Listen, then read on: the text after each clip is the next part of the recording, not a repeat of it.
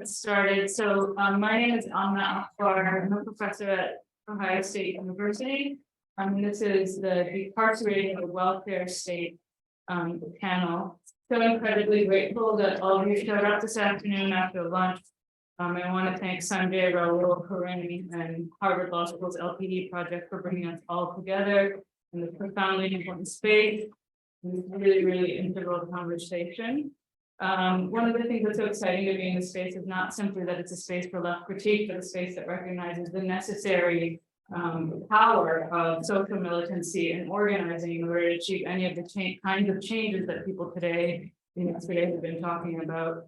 We have an extraordinary panel of people today to discuss this question of decarcerating the welfare state. I'm going to start in the middle with Joyce McMillan.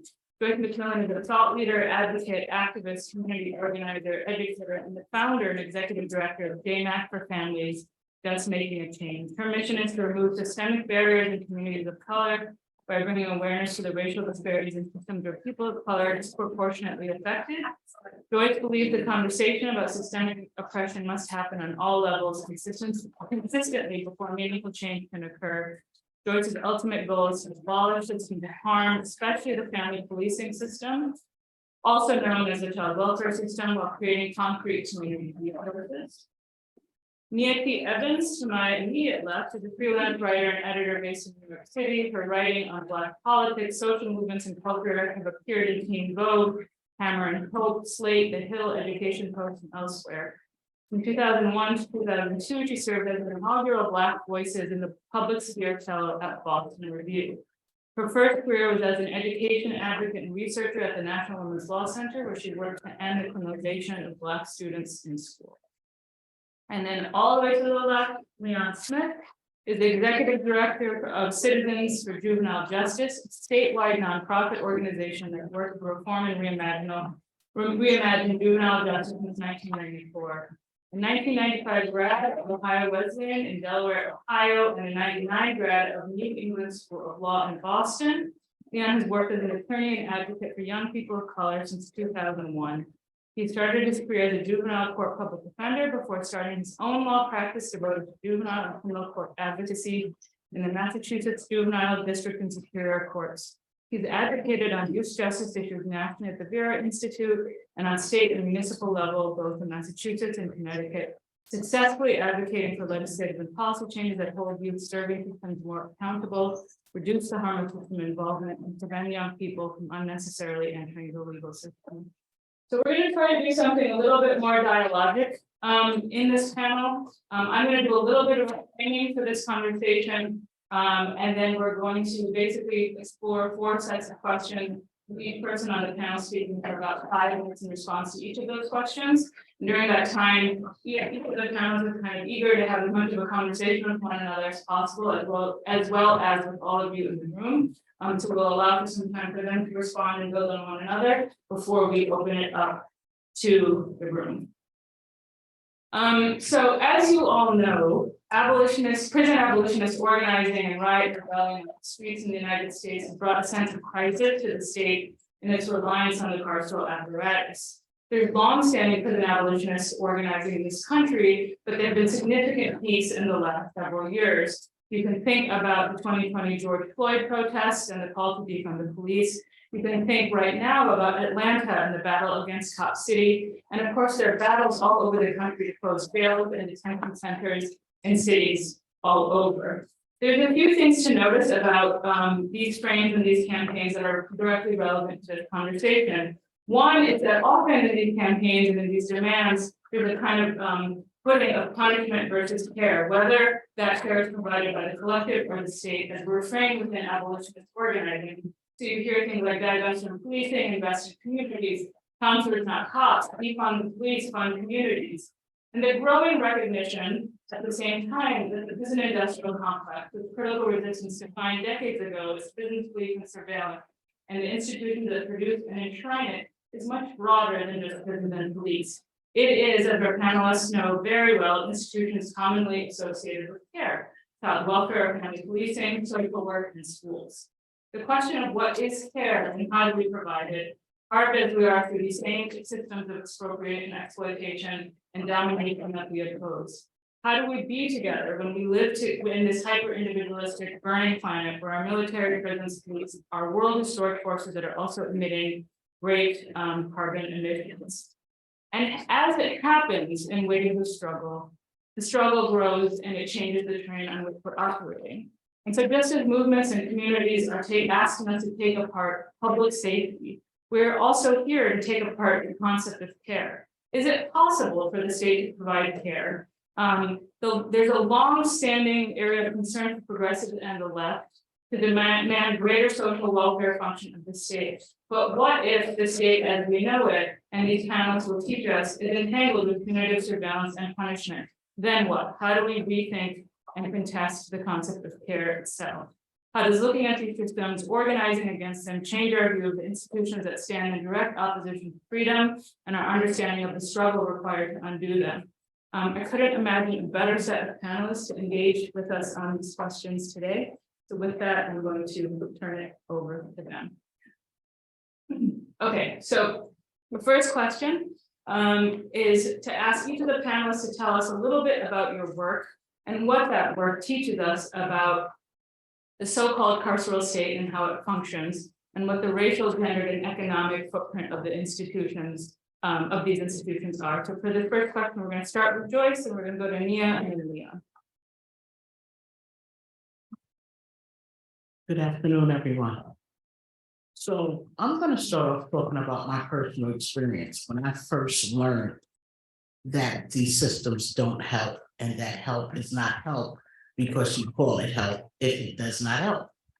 So I was a banker on Wall Street and I had just given birth to a baby and I was on maternity leave, and an anonymous call came in and Child Protection Services showed up at my door. I had never been involved with the system before. I had never been on food stamps or any of that stuff. I really had no understanding about systems. And could I have lawyered up? Yes, I could have, but I really didn't see it as a necessity. So I cooperated.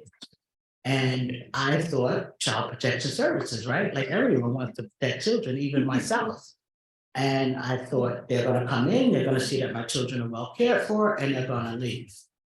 But that's not what happened. They began to investigate me as an individual. They never assessed how my children were being cared for. And at a point, they asked me to take a urinalysis, which I complied with. And a substance I had been using from about the age of 13 or 14, they immediately took my children away. That sent me into a fast depression, like overnight. Life changed instantaneously. My family became divided. My friends became divided because CPS will ask you questions, but they will never give you answers. So my family and friends were like, they wouldn't just take the kids for anything, like, because they had the same knowledge that I had, right? They're only gonna take kids if they need to be protected. And so some people were saying she would never harm her kids. But to ask the CPS worker a question like, oh, we're not allowed to share any information. But they can extract as much information from you as they want and twist it and turn it however they want, without ever even telling you that they're going to utilize whatever conversation they have with you against me, right? And so ultimately, I became addicted to a substance. I, of course, lost my job, I lost my housing, I lost my car, I lost my credit score, I lost everything, I lost friends, I lost family. And it was the most horrific time of my life.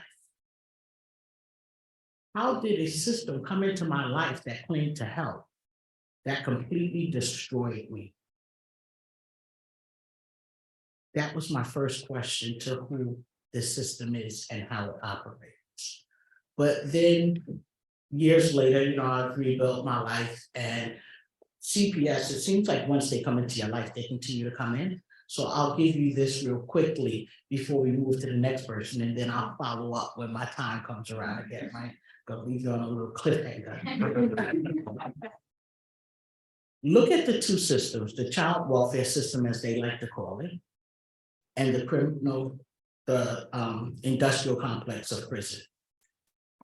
They're both strip search, because when they come into your home and take your children's clothes off, that is their first order of business, to check for marks and bruises, regardless of the reason that they were called for. If the children are taken out of the home, like prisoners, they are separated from everyone and everything they know, love, and are familiar with. They both have set visit times on set visit days. They both have oversight during the visit. They both change homes and cells regularly. They both use garbage bags or pillowcases to change locations. They both eat what they are served. And we can go on and on, but Amna has warned me about time. So we're gonna skip to the end part where they are both paroled, either back to their family or the community. And so I asked myself, and I'm asking you to ask yourself, how is a system built to protect children off of the same blueprint utilized to build an industry that is supposed to punish adults? Why would we use that same blueprint to build a child protection service? But then, how do we all ignore this system, seeing the outcomes and knowing they're only protecting children from success?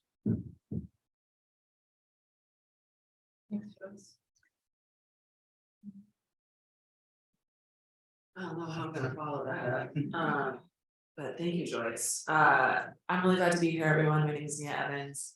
I have been trying to sever the link between police, people who police, and children for at least a decade. I tried it as an education advocate in Washington, D.C., where I mostly worked with K-12 students to challenge racist and sexist discipline policies, to close the school to prison pipeline, stop school push out, what have you. I tried to do that as an organizer with BYP 100 in DC, where I mostly tried to resist, stop, and challenge the way we respond to sexual violence in this country. Cops who are often the source of the very violence we claim to want to eradicate in the first place. And I'm now doing it as a writer and an organizer, where I typically am thinking about how care is deeply carceral, often deeply carceral in this country, and how abolitionist thinking and organizing can help us intervene. So for that reason, I'm very glad to be here. I will say for most of my career as an advocate, right, I was taught to think of this as a bias issue. So the stats are in my head, I'll never get rid of them. You know, I can tell you that Black girls are, as of 2018, I'm pretty sure they are 20% of preschoolers, but they are 54% of preschoolers who are suspended. I can tell you that there are 14 million students, according to the ACLU, that go to school with cops, but they don't have access to a nurse or a psychologist or counselors. So those stats are in my brain. I was trained around specific theory of change as an advocate that, you know, you get the data, strong arguments, you generate awareness, you work in partnership with community to get legislators and people who we think are in traditional halls of power to realize the problem and to do something about it. And I gotta say, that approach failed a lot. Sometimes it worked. Sometimes we had local victories. Sometimes we saw schools trying to do different things, but 9 times out of 10, it failed a lot. And what I gathered from sort of my hodgepodge experiences as an advocate, as an organizer, now as a writer, trying to sort of sever this link between policing and children, is one, that carceral logics are woven throughout our education system. I don't have to, I'm sure, tell most of the folks in this room here, right? But it's clear in the things that we fund, it's clear in the rules that we have. Police harass, hurt, and arrest kids every single day, but so do teachers and school staff, right? You can look at the example of corporal punishment. It is fully legal in 19 states to beat children, to hurt them, to send them to the hospital. Violence against children isn't an anomaly. It's truly a protected and institutionalized part of our education system, which makes, you know, separating the carceral system from our schools very difficult, because violence is already an accepted part of learning in this country, of schooling in this country. So it's a multi-headed hydra in many ways. You know, you can go at it from looking at police and removing police from schools, you can go at it from trying to approach discipline policies in school, you can go at it from funding, there's so many ways that we endorse and allow children to be hurt and harmed in this country through carceral logics and systems. The second reason, the second I'd say takeaway from my work in this area is that the people whose power is most critical to changing this reality are also some of our most politically oppressed. They're children, right? Kids are an oppressed class in this country. They're lacking basic human right protection. Corporal punishment is a perfect example. There are many ways and places where that wouldn't be allowable, but it's okay to do that in this country. Childhood is also a transitional state, right? So if I'm putting my organizer hat, building children's power to resist and change these conditions is hard because kids are kids, for one, and childhood is not permanent. So building campaigns around this is very unique because the people who are at the center of, at least in the work that I'm talking about, are often the people who we want to protect the most, who are growing, who are learning, who are transitioning. So that's the second thing. I'd say the third thing is that the spaces in my work, the spaces that are often dedicated to caring for children are often extensions of the state. So our welfare system, the way it's organized, right, social services are often carried out by private actors or public actors that are connected to the state, right? We have the shadow state. We have a lot of social services in this country that are being deployed through the nonprofit sector. And thanks to the work of folks like Insight and wonderful radical feminists from really across time, but who did a lot of critical scholarship in the 90s and the 2000s, we know that, you know, the nonprofit industrial complex is a huge part of this story. And I have found as an advocate and as an organizer that part of how carcerality is maintained in care work is through nonprofits, right? That the ability to, like, the way nonprofits can, through sort of economic dependency and a variety of sort of like political choices, are able to maintain our social and economic order in specific ways. And I have seen sort of suppress important uprisings, rebellions, and moments of like power, expressions of power. I've seen as an advocate nonprofits really intervene to keep things the way they are. So those are, I'd say, high level thoughts on, in my work as working alongside students, I've seen those challenges, and I think they have to be grappled with if we're going to figure out how to change what we see before us. Good afternoon, and such a great question. It's hard to figure out where to zero in, but I'll start by saying that I spent my entire adult life fighting against the systemic criminalization of children, in particular from systems that go out of their way to not only target, but engage in adultification and dehumanization of children. So I've done that as an attorney, school system, fighting in school systems, going into the juvenile and criminal legal system, as a researcher, now as a nonprofit leader. It's Citizens for Juvenile Justice. Juvenile justice is in our name, but our advocacy extends to all youth serving systems, child welfare, the school system, where if a young person, especially, and as the data bears out, young people of color and young people with disabilities, when they touch those systems and they've been impacted by trauma, or they have challenges of any sort, rather than addressing those challenges, as you would think we would want our systems to do, meeting the needs of young people so that they can thrive, instead, they disproportionately target populations of children by labeling and punishment, often for the same behavior as white children, but the harm of that system starts. So we're talking from pre-kindergarten and kindergarten with exclusion. We're talking about the fact that Massachusetts, if you are a Black family in Massachusetts, 71% of Black children in this Commonwealth will have at least one child welfare investigation before the age of 18. That is not accidental. That is intentional. And so when you look at the scope of our work and our advocacy, a lot of it has to do with transparency. Data is so important because these systems, the carceral systems, whether we're talking family policing, whether we're talking actual policing, they perpetuate harm, but they hide that harm behind opacity and the lack of transparency. So they will say, tough on crime keeps communities safe, and it doesn't perpetuate harm. If tough on crime works, why is it in this Commonwealth, if you are 18 to 20 years old, and you touch the adult criminal legal system, not only are you touching a system that has over 700 collateral consequences of an adult record, which will inhibit your ability to move forward and thrive. You are touching a system that once young people touch that system, the recidivism rate is 76%. If more than 3 in 4 young people who touch that system go on to have worse outcomes, then how in the hell is it working? But that data, those statistics that I'm offering, they're not publicly available on websites. We have to deploy public records law, we have to scrape, and we have to fight to get that. Because in the absence of that transparency, these narratives go forth to say, no, this system isn't perpetuating harm. The child welfare system Joyce laid out. There are so many people who still see it as a system that saves kids, when in reality, it conflates poverty with neglect every single day and disproportionately pushes kids into that system.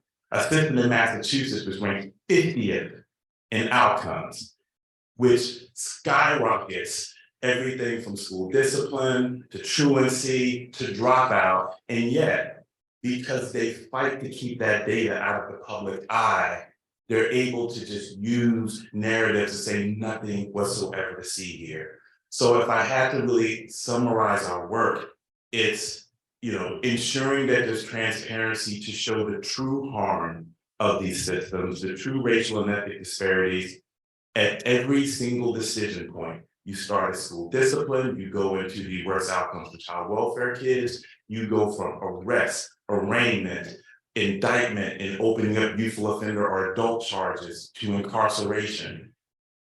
Racial and ethnic disparities at every decision point, despite the fact that youth behavior isn't different across racial categories, but yet the impact is so much worse. We fight to keep young people out of the system because there are people out there who still believe that the juvenile legal system is some kind of service provider. It's not. Once you touch the system, you're more likely to come back into the system. Once you enter a system of incarceration as a juvenile, where you're pulled out of your community, you're pulled out of your village, your social support, you're pulled away from your school, and you're put on a whole different arc towards negative outcomes, and yet people still think, oh, we'll send that kid to the system to get them some help. It's a lie, but it's a lie that's able to be perpetuated because we need to continue to have that transparency to challenge it. And then again, our core value, and I'll end on this, young people and the best interests of our communities are best served when we honor the science on adolescent development, we honor that young people are not mini adults, and that the young people need supports and services that address root causes. They need a developmentally appropriate approach. We have to expose the great lie that carceral systems have continued to perpetuate, which is that you can punish away bad behavior, that you can punishment as deterrence doesn't work. It simply breeds recidivism, and recidivism is the big neon sign showing that the approach doesn't work.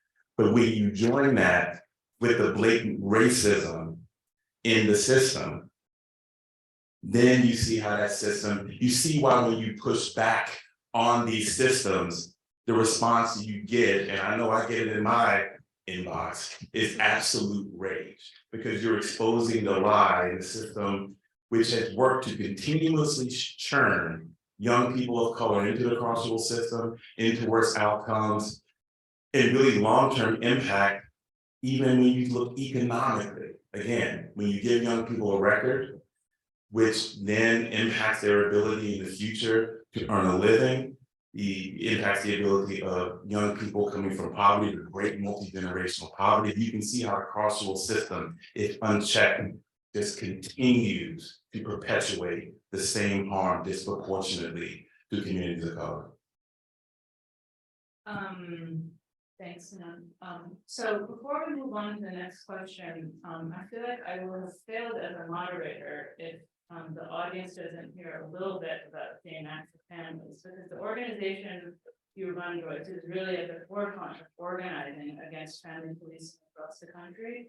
And for those of us who believe and know that it's people power is what it's going to take down these systems and build alternatives. We know that one source of that is riot and rebellion on the streets, but another is organized forms of power. And I wanted to just come back to you for a moment before we move on to talk a little bit about JMacforFamilies.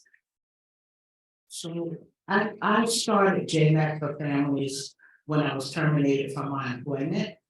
I was doing a public notice campaign where we're putting up signs around the 5 boroughs in New York City that were about the size of 36 by 36. And these signs was really interesting because I went to many different neighborhoods and asked people what did they think of our local CPS office, which is the Administration for Children's Services, better known as ACS.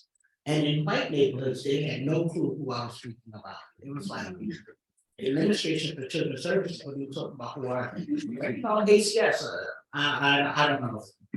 And when I went to Black neighborhoods, there was 5 different responses I received. And one of the responses was fuck ACS. So it was the top one. So there was a 36 by 36 sign that I made about 1,000 of them and put them throughout the 5 boroughs. And then they said when ACS came to my house, I felt like the police had came, and I made another sign. Some cops are called caseworkers because they present themselves as caseworkers. And then other people said that they felt like the Black body was an industry, a financial industry. So there was another sign made around that, and so on for the 5 signs. And ACS became very disgruntled with me. And they called my employer, who they had recently given money. They had not given my employer money prior. And when they called my employer, I told him, do not take their money. But, you know, people want to take money, and they took the money. And shortly after that, that's when they started calling for my termination. And so I was terminated. But I had created prior to that a coalition that at the time had about, I don't know, 60, 70 members. Sarah Law is one of the members of that coalition. And I was on a call with the coalition, Zoom, at the time when I got my termination letter from my boss, after he had put me on administrative paid leave for about a month, as he tried to reason with the agency that my work outside of his office really wasn't a concern, and they shouldn't be threatening to pull their money from him if he doesn't fire me. But of course, he couldn't talk reason with them, so ultimately he sends me this termination letter that sounded more like a reference letter, because he felt so bad as to what was happening. But everyone on the call became really outraged, and they reached out to the commissioner that Friday night. It was Friday at about 4 o'clock that we was on that call. And by Monday, I received a call from ACS saying it was all a misunderstanding, and that, you know, they don't want me to be terminated and I can have my job back. So I went back to work, and after about 3 weeks of being there, my hours were decreased to about 12 hours a week, which meant I no longer had benefits and other things. So it was a way to circumvent doing what was right. And at that point, I started JMacforFamilies. And it was funny because people want me not to name it that because my name is Joyce McMillan. And I was just like, well, JMac is for families, no matter who's not for families, I'm for families. And you know, it was like, don't do it, you're not gonna get funding. And you know, I just went out and raised hell, and people like that I'm unapologetically me. And they began to give me money. And now I have 2 full-time social workers, a full-time comms person, a part-time chief of staff who is my assistant, and a person who runs my hair program.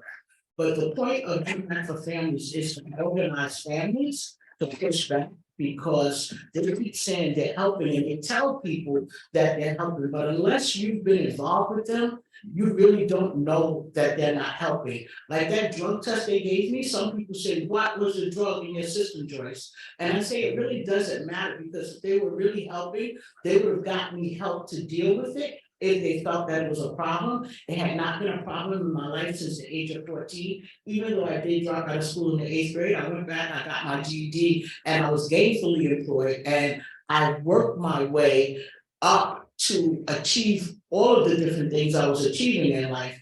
And so it doesn't matter that I was using a drug. If you thought that drug was a problem, you should have helped me to get assistance for it. The fact that my 8-year-old at the time was in private school and my newborn was doing well, help isn't help if it doesn't help. So JMac is about building power. We changed legislation in New York. The state central registry, every state has one except for Georgia. Georgia abolished it as a complete civil rights violation. I tried to abolish it in New York, but we got it reduced from until your younger child turns the age of 28 to 8 flat years. Sound very much like the prison industrial complex, right? The criminal justice system.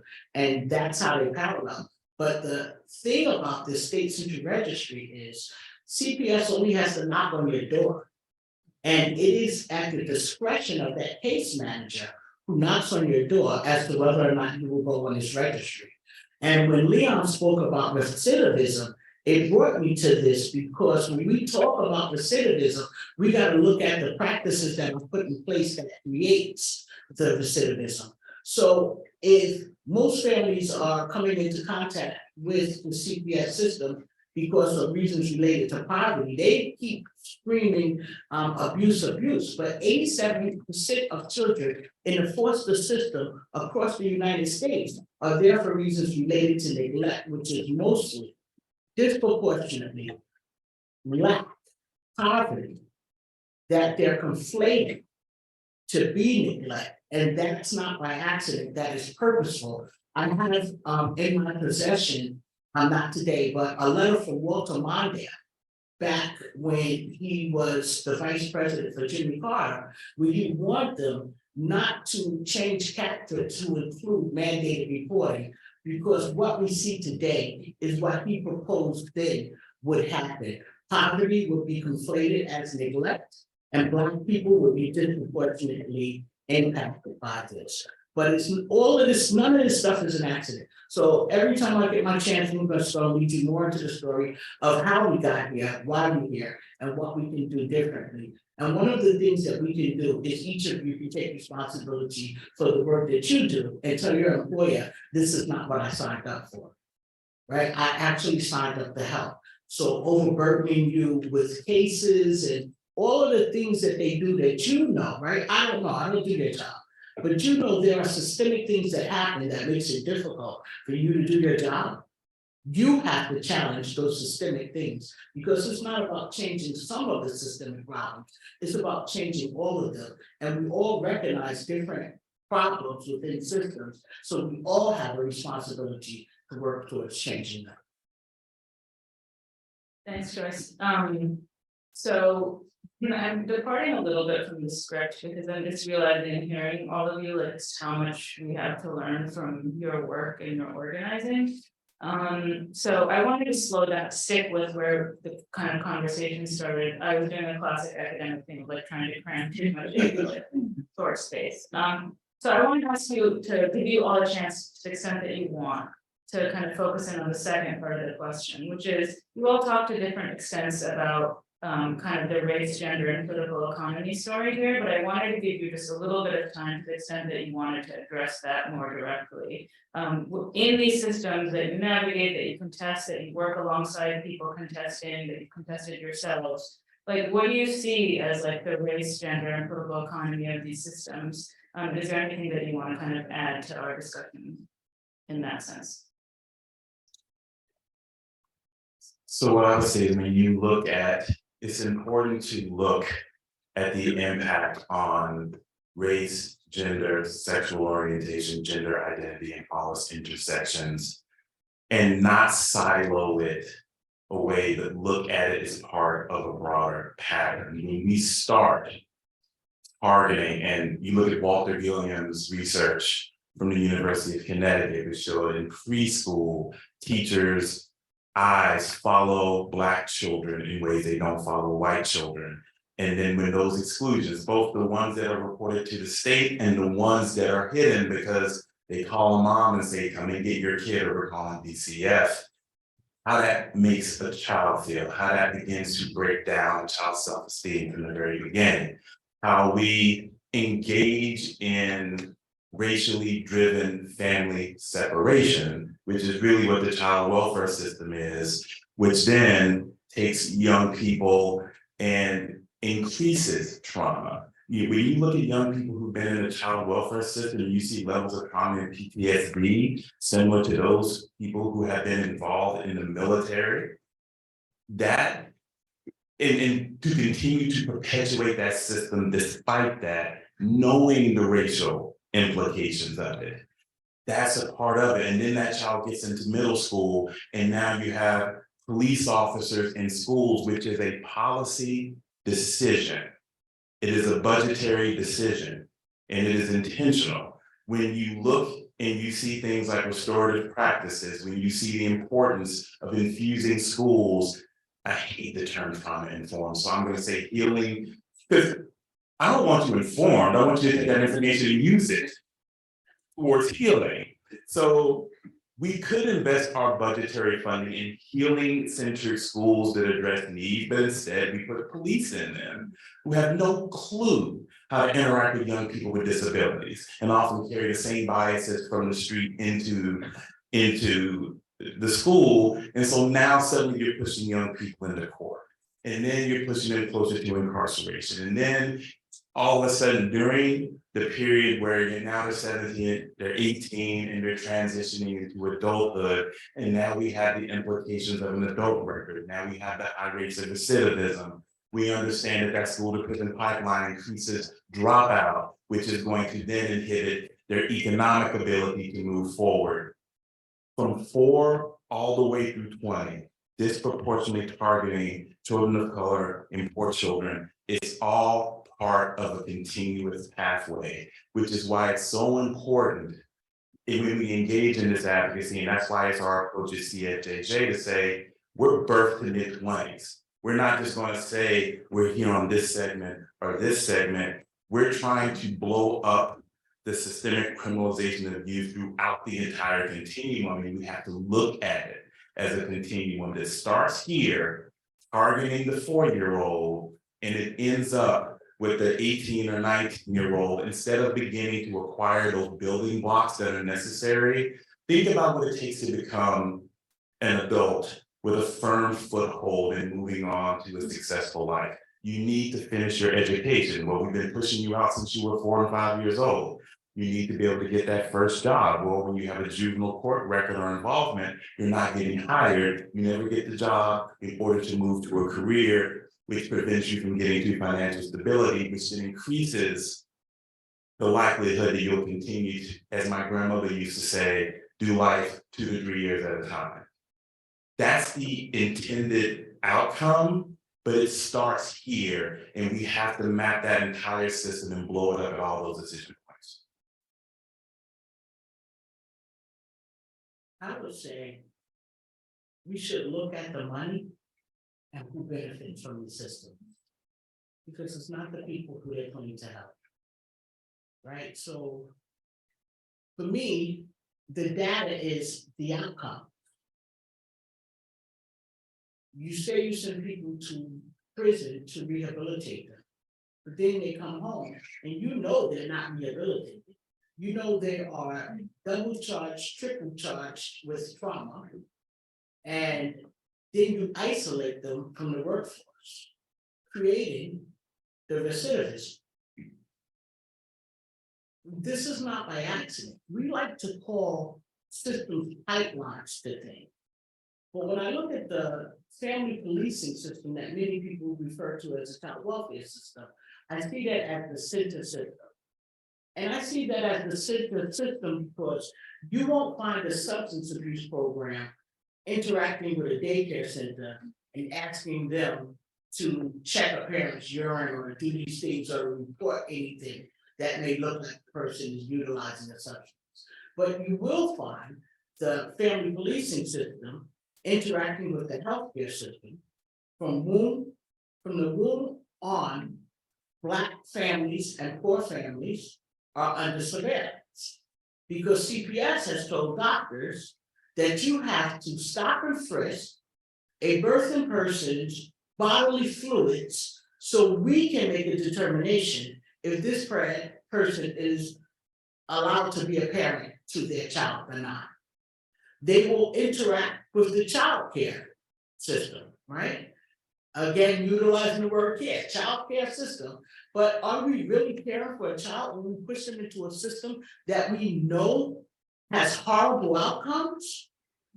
The school system, the same thing.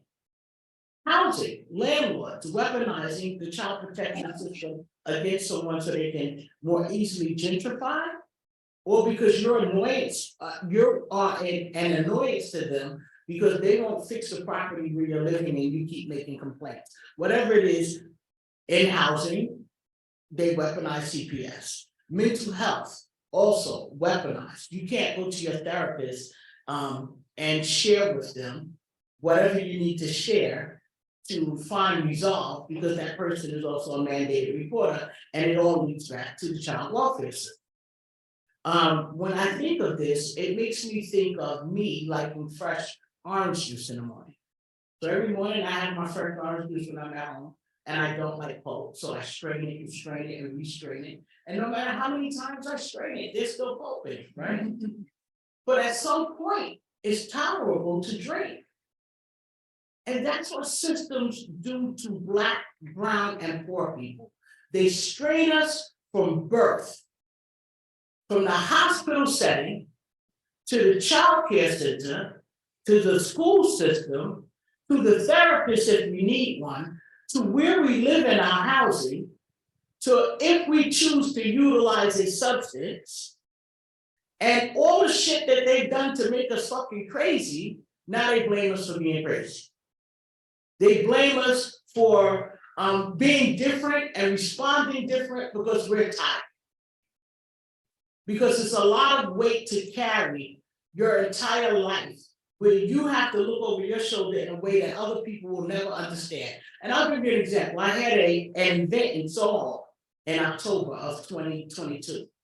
And I rented this art gallery.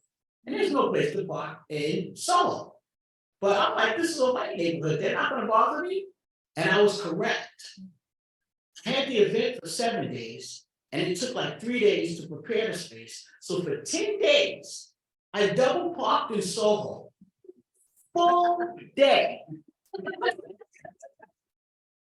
I never got a ticket. I'm not good with direction. So everywhere I drive, I have my GPS on. And when I'm in Black and brown in poor neighborhoods, my GPS is screaming. Red light camera ahead. Speed camera ahead. If you jump out your car for 1 second to go get a piece of bubble gum out the store, you come back, you got a ticket. And this is how we surveillance Black and brown communities. And this is what we have to live under all the time. And people think we're making shit up. So I'm at a white school a couple of years ago, and I'm pretty much, talking the stuff that I talk about and how systemic racism plays a part and how we make it look so seamless and make people believe that they're helping. And to my surprise, this white kid said to me, I'm really tired of Black people blaming us for their woes. Okay. And he goes on to say that Black fathers don't take care of their children and we don't want to read and it's not their fault that we don't want to become educated and all this stuff. And I was just like completely shocked. I'm gonna tell you the truth, right? So I'm standing there looking a little dumbfounded, but the Blacks really look dumbfounded, like, oh, what is she gonna say now? And I stood there for a second and they was looking at me like he threw her completely off her head. So I finally said, I can't think of the name of it, but houses that are protected that have been built like 150 years ago. I said, what is that? right? I called it by its name.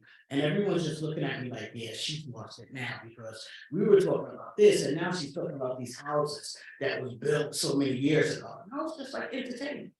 So I called on someone and they told me that it's a property that was built X amount of years ago that has a protective factor in each and every state where you can't even change a light bulb. And I said, exactly. I said 150 years ago, who the fuck do you think built the house? And how much do you think they were paid to build it? Right? A Black person more than likely built it. They more than likely did not go to an elite school like Harvard or any of the other elite schools, but it doesn't make them dumb. I dropped out of school in the 8th grade, and I need everyone here to understand the difference between being educated and being intelligent.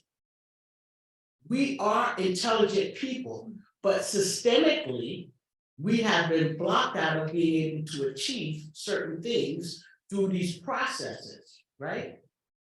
Through these processes. And then we're blamed for not being where people think we should be at. They say, oh, we're giving you handouts, but you're not really giving me handouts. You put me on welfare because I can't get a job because you charged me with a crime that I did not commit. You came and investigated my child, and without any due process, you put me on a list that says I can't work in over 600 corporations in my state. Because you think that a person is only blocked from working with childcare, but that's not the truth. They're blocked from many different professions. They can't even be a bus driver. They can't be a janitor in a hospital. Like from the most minuscule job to the highest standard job that requires a degree and licensing, they can't do. I've watched Black people lose their license to be a teacher, to be a nurse, to be a therapist, and other jobs because they were surveilled by the system and put on a list that they had never seen a judge or went to court for. And then they give them welfare and go look at all the Black people on the welfare roll. Well, we don't want to be on welfare. And we have the intelligence to do what everyone else in this country does. But we have to begin to call things what they are and see them for what they are. You're not protecting my child if I'm falling short at home and you pull that child out the home to torture them, change their homes regularly. And every time a child changes homes, all 5 of their senses are touched.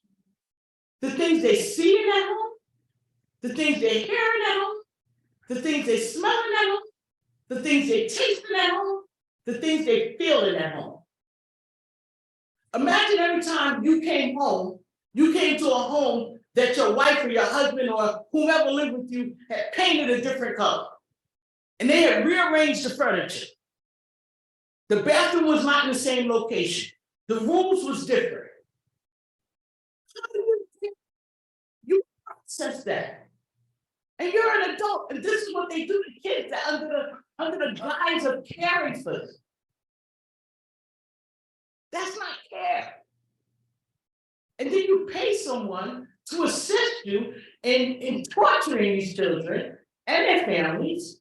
Children are not just separated from their parents, they're separated from their siblings, from their aunts, their cousins, their friends. Every time they change homes, they change schools, they change doctors. Let me see you survive under that. And then we're quick to be like, we're mandating, or this parent is not, and this parent looks, and I wouldn't, and guess what? And you don't have to. What you do with your children may be different from what I do with my children, but different is not wrong. And so I just ask everyone to be mindful when you take for granted the privilege that you have,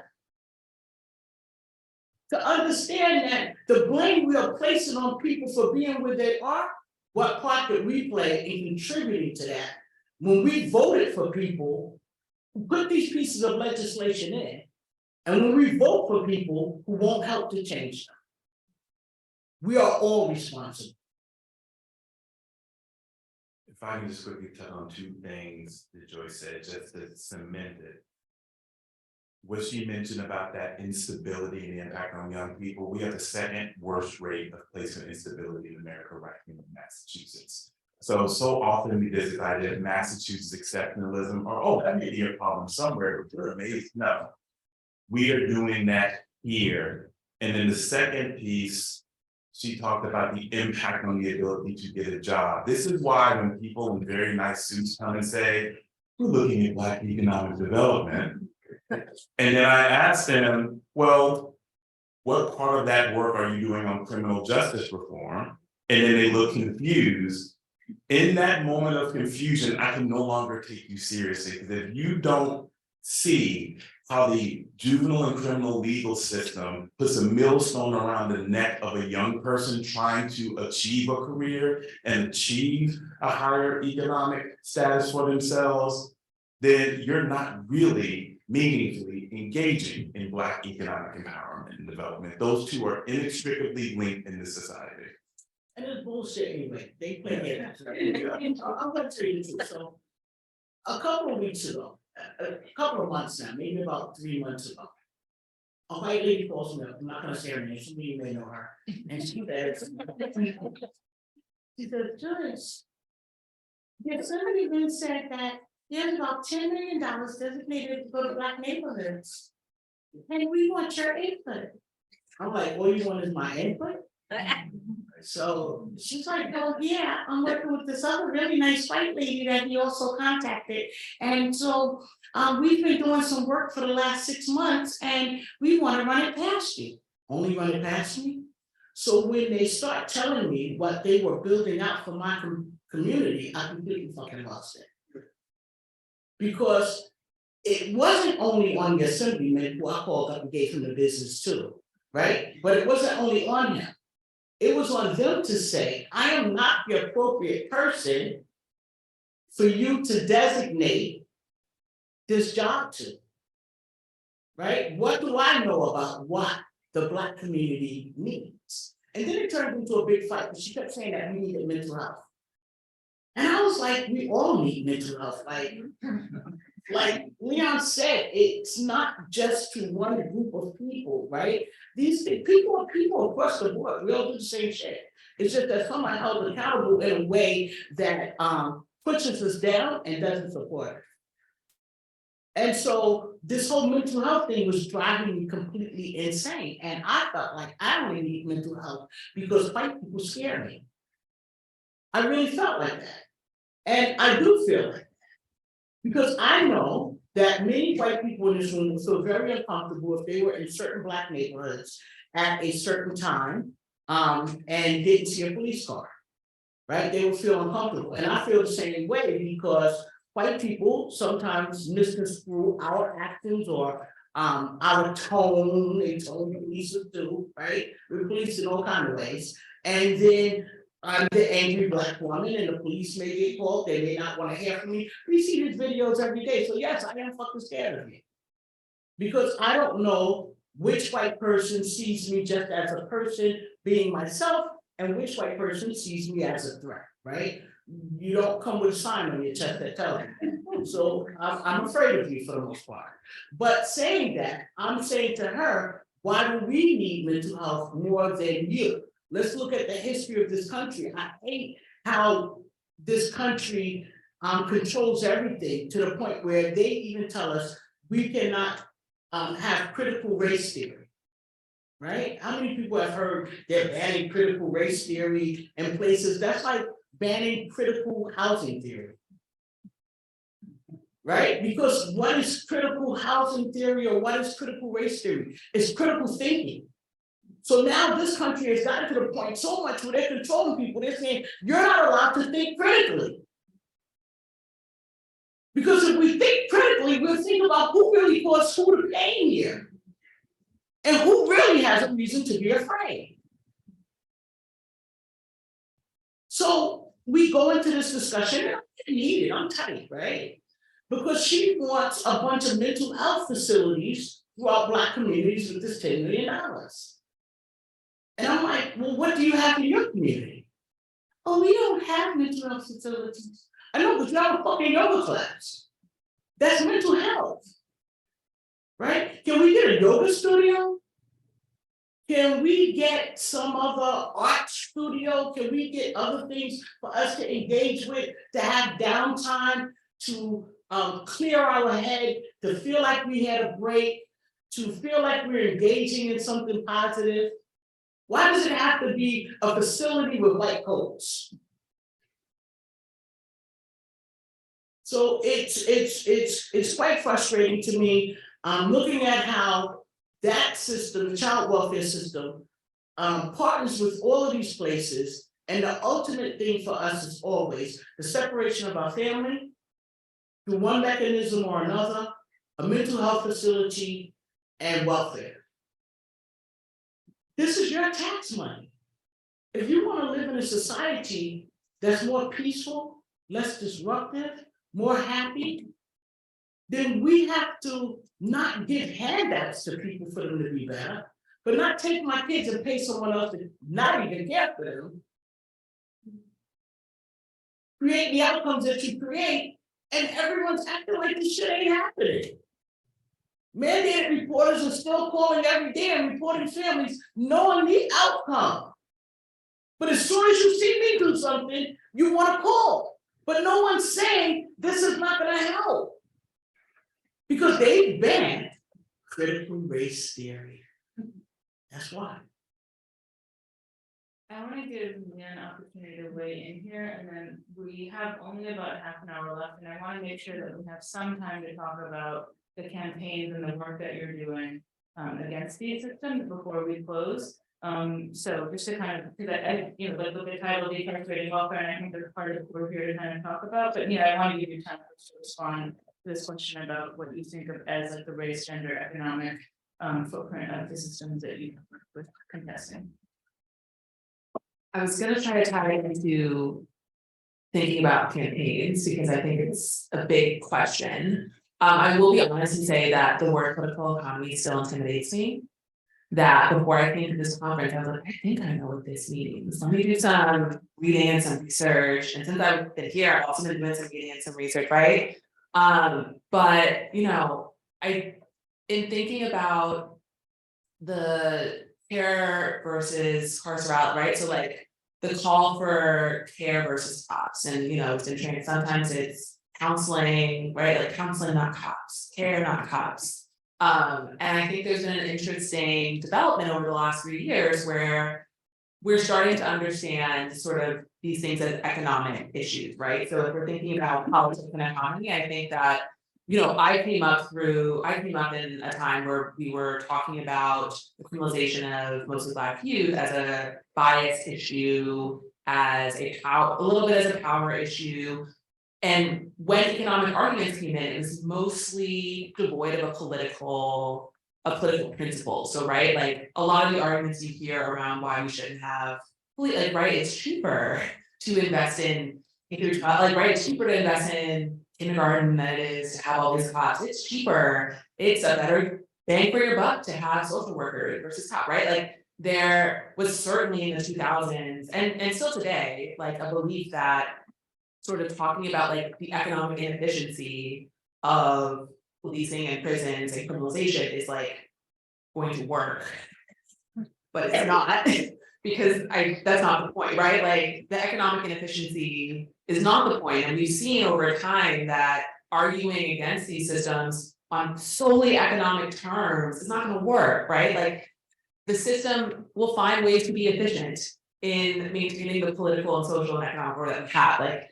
So I think the shift of the last few years has been interesting, right? Like I think if I went to my grandma who lives in the Bronx and who has since the 60s and lived in Harlem before that, and I talk to her about care versus cops, she'll be like, oh yeah, that makes sense, those kids don't get the right things. Like the investment should be, that's a good investment, right? Like I think people are thinking about care versus cops in an economic way. We're finally in defund and a lot of the like important abolitionist organizing over the last few years. Well, decades and centuries, but especially the more visible work that we've seen lately has been trying to get people to hold the idea that you can't separate politics and economy, right? That the systems that we want to challenge are like deeply political and they're deeply economic, and to separate those two things don't make any sense.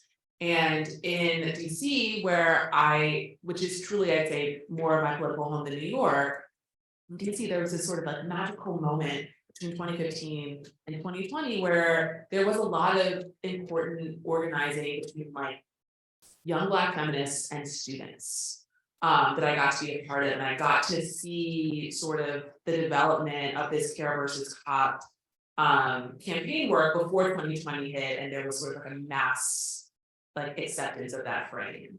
And I think what we found in 2020 as we were battling to like change the investments in schools was right, like we saw the elite system sort of like come back and crush us, like, right, we saw DC hire a Black cop or a Black head of police, chief of police. So right, like I did a ton of organizing between 2016 and 2020 in DC with young people, and the whole point was, okay, how do we get more investments in the things that we need and take cops and policing logic out of the equation, right? And then we had a Black chief of police come onto the scene. We had, you know, the economic and social impacts of the pandemic spiral into, right, more desperation, more crisis, more abandonment, right? There was a very minimal like spike in homicide, right? And you had the whole fight about, oh, rise of violent crime, all that bullshit.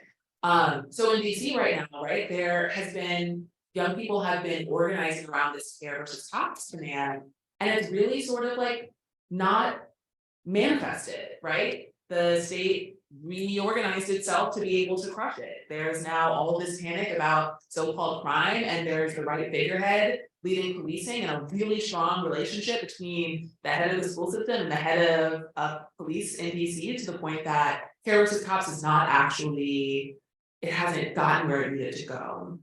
And one of the groups that I work with, Black Swan Academy, which is a like wonderful youth justice group that is really democratically led by Black girls in DC, they actually recently released a freedom agenda.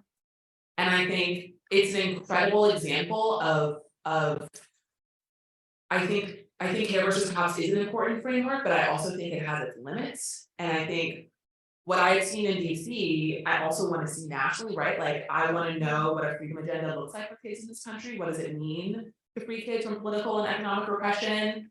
And I think what they're modeling right now is, right, when people think of the care versus cops fight, they're often thinking sort of narrowly about usually like schools and police and how we need to change sort of the social and economic makeups of schools, right? But this freedom agenda takes into account Black and brown kids who are being policed in schools. It takes into account queer and trans kids who are facing all kinds of political attacks, and on many, many fronts. It takes into account climate change and the violence and devastation that kids are facing there. It takes gun violence into account, takes curricular censorship into account. And I think that, right, there is a real need, as I'm thinking a little bit of my organizer brain, right? But like organizing as a young person is hard. And I think a lot of people, just because of how we live, are organizing there. I think local organizations are important. And I also think that there's an opportunity right now to think more broadly about what freedom for children looks like in this country. And I think there's a way that young people are already connecting political struggles. Like I remember sitting in like political education sessions with Sunrise and Defund organizers back in 2020. I remember already getting excited watching young people make the links between police violence and climate violence and gun violence, right? I remember watching young people who were in the middle of who had to deal with mass shootings in schools. They know we don't want more cops. That's not the answer to this. So I think we're already seeing, and I'm probably over time, but we're already seeing young people who are under attack in many different ways, who are building solidarity in really unique ways. Because again, like it is I don't know if there's anything else like organizing as a young person in this, like it's a very unique position, both like to be a child, like your political and economic vulnerabilities, and to be expected to take on the mantle of political action to change your reality. So I think sort of trying to tie together your question about political economy, but then also the exciting campaigns that are happening, that I think we are seeing some blossoming coming out of care not cops organizing that is really exciting, and that is bridging across like important local struggles and is helping young people sort of connect the dots, and I'm excited to see where it goes. I want to just add up on the care, not cops. Our organization has been in a coalition really pushing the police free schools movement here in Massachusetts. And one important aspect, it's part of it is removing police officers from school, but it's really reimagining the entire notion of school safety. And one thing that we really haven't pivoted our approach, because you have alternatives to policing that work when they are fully funded and truly invested in, but often they are purposefully underfunded and undermined to set them up to fail, so that folks can then come and say, see, I told you, and then the police can come raining down from the sky like the mighty Avengers to save the day. And so to prevent that, you have to take a hard look at those alternative models and make sure that there is adequate funding, that they are being implemented with fidelity to the model. I'll use Boston as an example. Boston said, yeah, we did restorative justice, it hasn't really worked. Well, we worked with a counselor to get a public hearing, and we found that there were only 2 employees for 125 schools, and that there was no ongoing training, and that there was no school level implementation, and that there was no district-wide implementation. Duh. Of course it doesn't work. You didn't intend for it to, because police were removed from schools and you just want them back in to continue the same cycle, and you've undermined it. So I simply say that when you're thinking about reimagining and reshaping schools to be healing centered, you have to include mechanisms for accountability to make sure it's done right, because there are forces out there that will always want to go back to the punitive model, and you have to brace against that. I'm not huge on the, I know this is gonna be unpopular, but I'm not huge on the cops versus care thing, because I do think that people who are supposed to care are the cops. And I think that happens through the mandated reportership. Everyone that a family should reasonably be able to go to, a community member should reasonably be able to go to say that I need care, I need help, I need support, are mandated to report. So that puts people in a precarious situation where I cannot ask for help. And I have to wait until the situation becomes so bad that someone begins to take notice, and then they report me.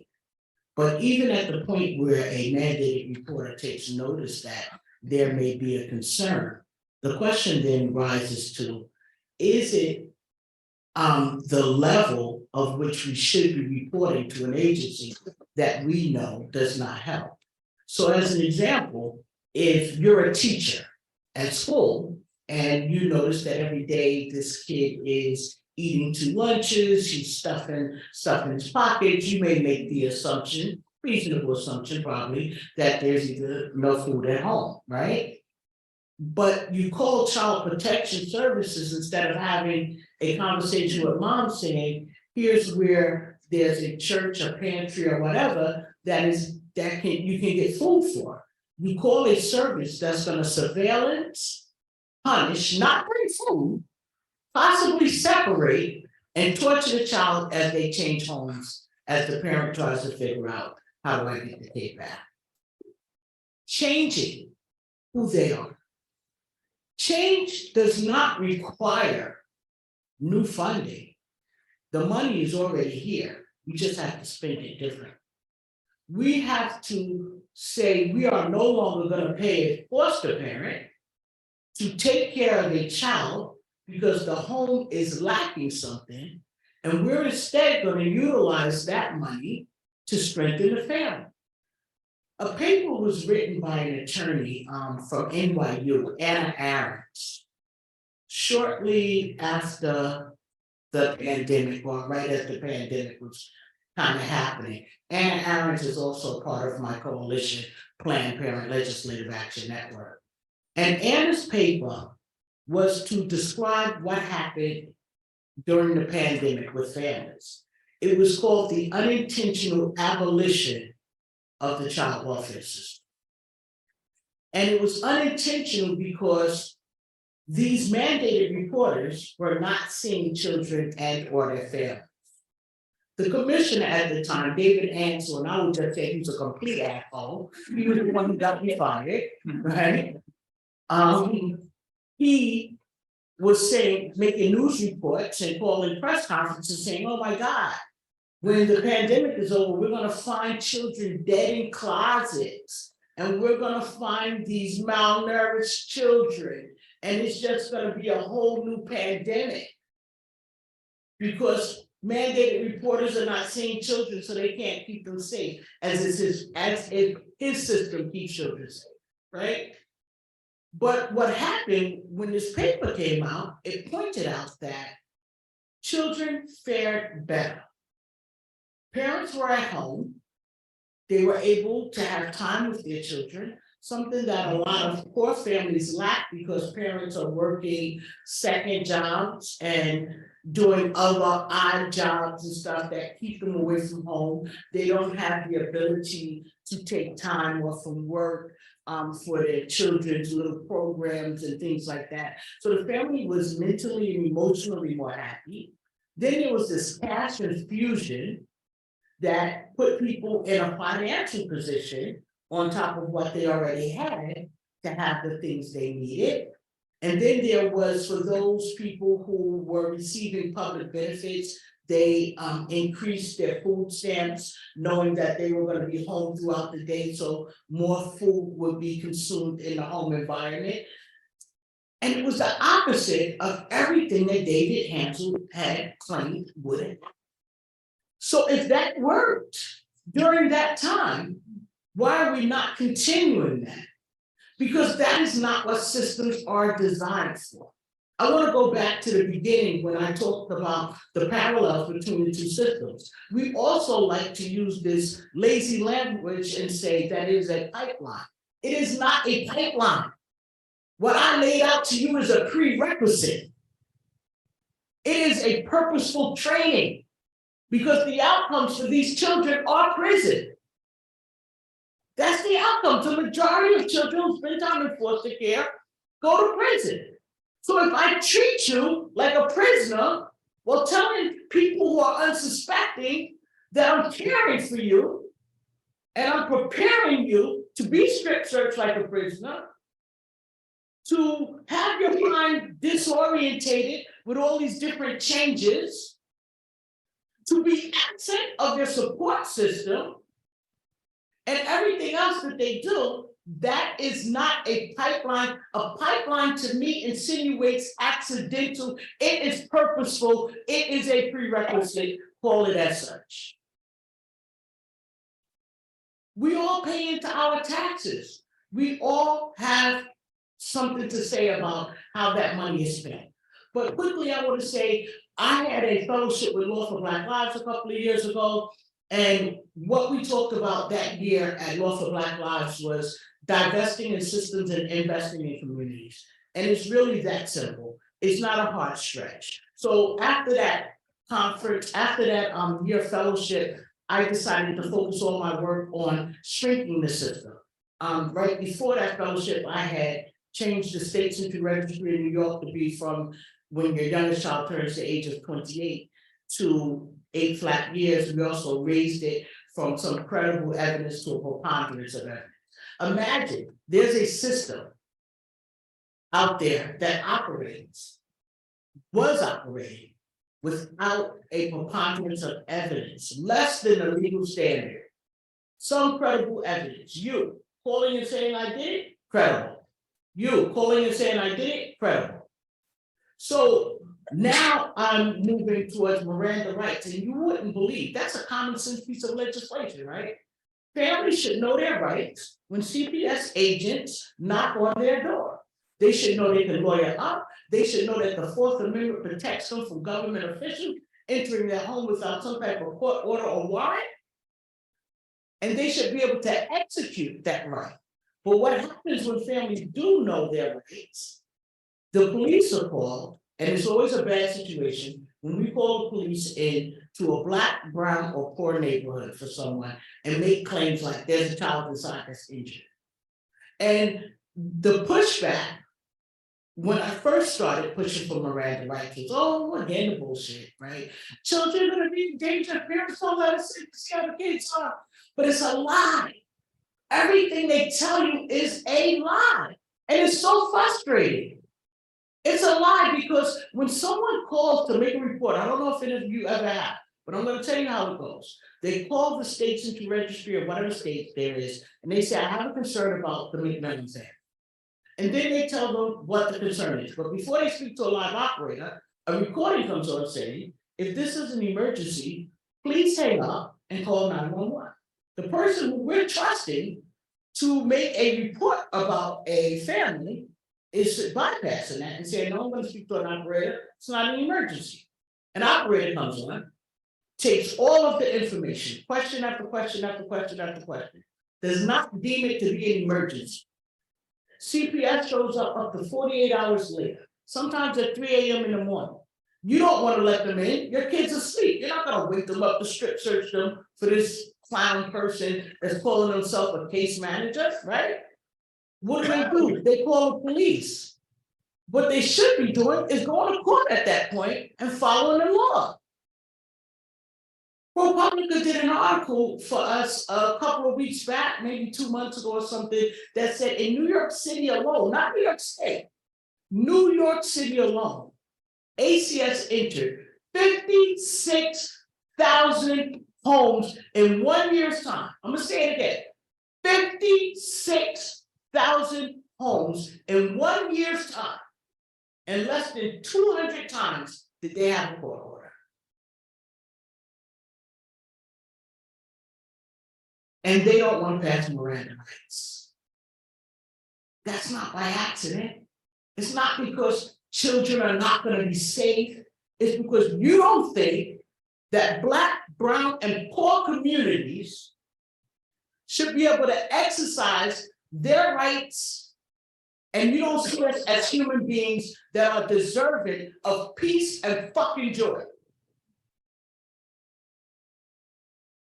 That's what it is. And then we have the informed consent legislation, which is Miranda in a hospital setting.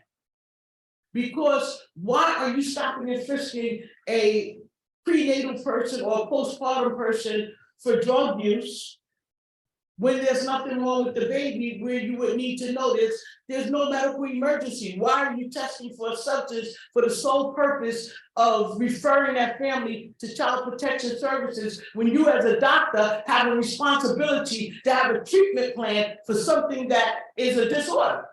So if you find drugs in someone's system, you should be finding a way to help them remedy that situation if you think it's at the level of being problematic. But instead, you do a referral, that's your script. CPS, let me write my prescription.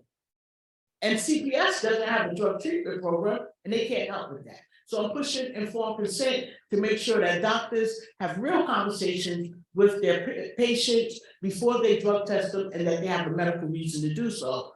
And last, the anti-harassment to keep people from weaponizing CPS against others and being confidential in their reporting. We believe the family should know, right? Because it may be a neighbor or sibling, whatever, we don't want to create that conflict, but it should be known to the system so that when someone is repeatedly calling, they can make an informed consent and say, you know what, I noticed that Amna has reported the McMillan household 5 times in the last couple of months.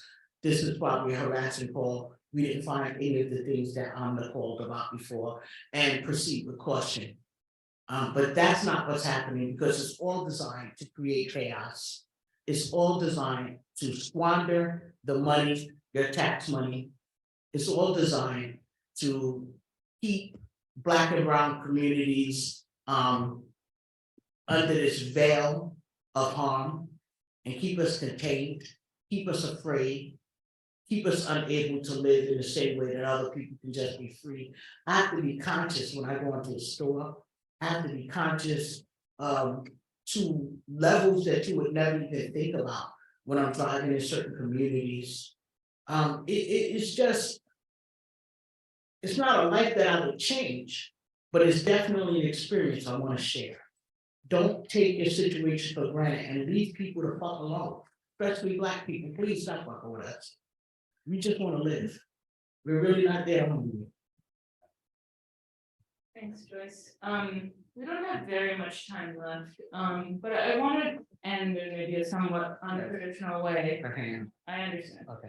I'm gonna give you all 2 minutes now to basically do a little bit of talking to one another or processing on your own if you like. So if you prefer to just, just kind of stay in your own space, you can take out a piece of paper and just write down what's coming up for you. And if you feel comfortable and safe with whoever's sitting by you, just take a couple of minutes to kind of process with someone around you or think about what's coming up and what are the issues that the panel, the people on the panel are raising. And then once we have those few minutes, we'll just do a quick hear from a couple of people very quickly, maybe like 30-second questions. And then I'll give each person like a minute to close out. Okay, so just take a couple of minutes to think with all of what's been offered up here.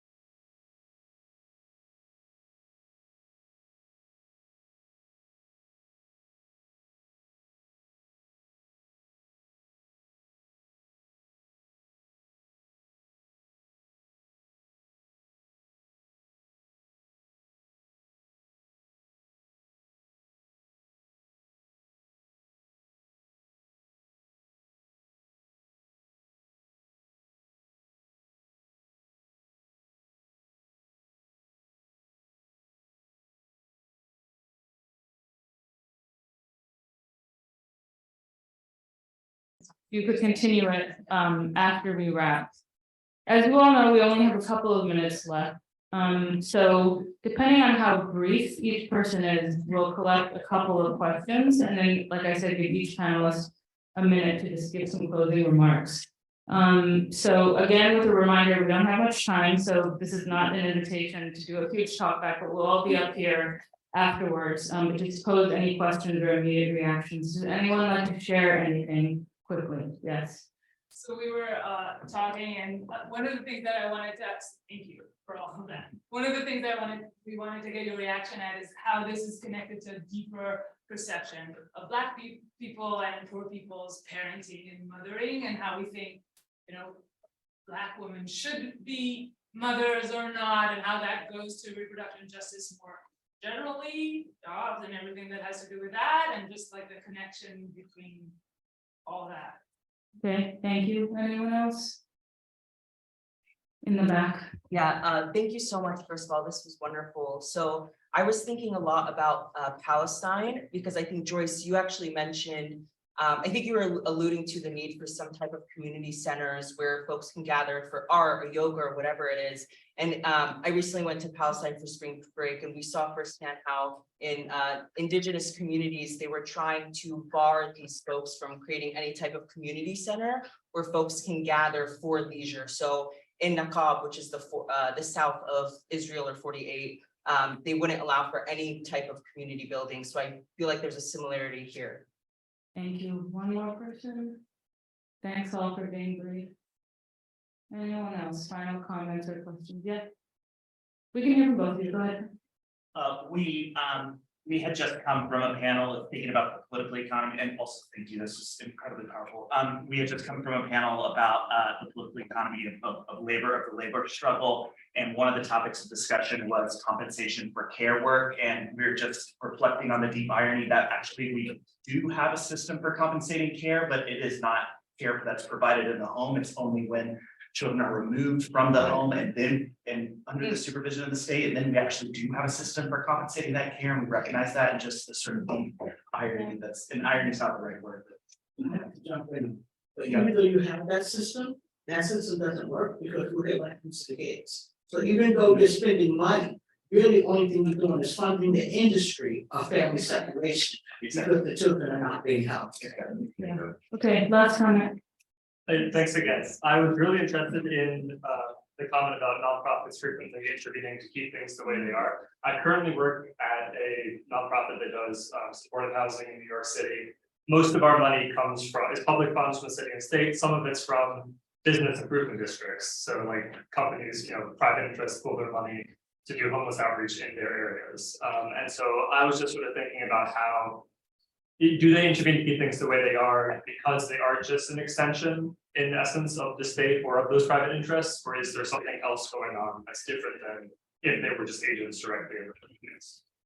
Okay, so I think what we're gonna do, I think we all know that Joyce will have the last word. So I think, Nia, do you want to start us off, and then Leon, and then we'll close. I'll try to be brief. I do think the revolution will not be funded by Insight is an incredible resource in this conversation because I have found that just as Joyce outlined the way the criminal legal system and family policing system interact, right? The prison industrial complex and the military industrial complex, nonprofit industrial complex, the way these relationships are organized are all ultimately with the goal of like maintaining the order that we live in. And I find that I worked for one of the largest Black nonprofits in the entire country in 2020, in the middle of the uprisings, and they are a Harlem-based organization, and they were working hand in hand with the NYPD to surveil protests. So the sort of like political work that was happening in Harlem was very distinct from what was happening in Brooklyn and other parts of the city, and in part it was because social services in Harlem are mostly directed through this one entity that has billionaires on the board. So I do believe that sort of the interests of the state, you have private interests, like we have this truly shadow state that funnels so much money into the sort of into work that should be, I'd say, administered in other ways. But there's so much economic dependency between so many of these nonprofits and nonprofit workers, right? Folks who enter the work because they believe I will be doing some form of care work. But when I have seen that when the rubber hits the road, the interests of those nonprofits align with the state, and that they are very powerful actors in being able to suppress, surveil, and control communities, right? So that's my attempt to say it short, but. So earlier I mentioned the treatment of young people just emerging into adulthood and how that is probably one of the most significant drivers ultimately into the criminal industrial complex, to take young people who science tells us are still developing, just as they're trying to get the building blocks necessary for successful adulthood, and purposefully pushing them into the adult criminal legal system and disrupting that process and driving them to recidivism. We do have legislation which has been filed in Massachusetts that would raise the age of juvenile court jurisdiction. It would keep 18-year-olds initially and later 19 and 20-year-olds in the juvenile legal system. What we know from our research at CFJJ is when a young person with a disability goes into the adult criminal legal system, they do not receive special education services and they are not completing school, which is a part of that disrupted pipeline. But as much as I have fought to keep kids out of the juvenile system, at least when those young people are kept in the juvenile system, they have access to both 5 days of school of education, high school completion, and access to some form of secondary building blocks. So please consider going to raisetheagema.org. We have a number of policies on our website at cfjj.org, but Raise the Age is the one significant game changer, because again, the highest level of recidivism involves young people just beginning to emerge in adulthood. And when you couple that with the harm of a record, that is where, when we see 30 and 40-year-olds continue to cycle in, that harm, it starts early, but it hyper drives at that point, and you're trying to disrupt that point in the system. And so this is gonna be really short and quick. I think we have to shift the money. That's really what it is. We have to make a conscious decision to utilize the money to fund communities and build up communities.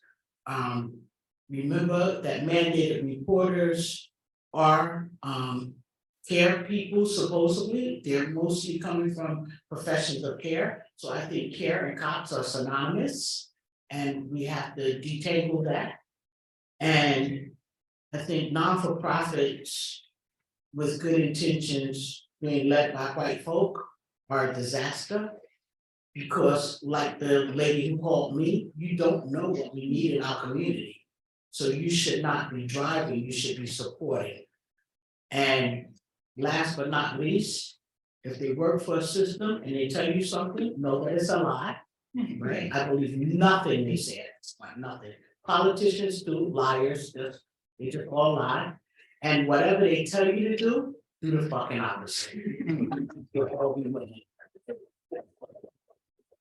Okay, one more thing that I forgot to mention, I think especially in my line of work, creating more sites where young people can build power together and exercise that power is really central to, I think, being able to deal with this issue in front of us. And one example or method that in DC I found to be very rewarding was participatory action research. And so I'm saying this mostly because I did a report with 23 students in 2018 and 2019 investigating the link between dress codes and school policing, where they were really guiding that process, they were guiding the research, and they were able to transform many of their, like they took it and they ran. They transformed their schools, they organized strikes, parents were calling the school, like DC just turned up for a good 2 years about dress code, and it was great. It was a moment where students really got to, I think, say something that had already been a problem, but they just got more support to say it. So I'm saying this to say, I brought the reports with me. I think there are a lot of models that can give young people the space to build that power, and I'm happy to talk to folks about it. But that's it. I hope you're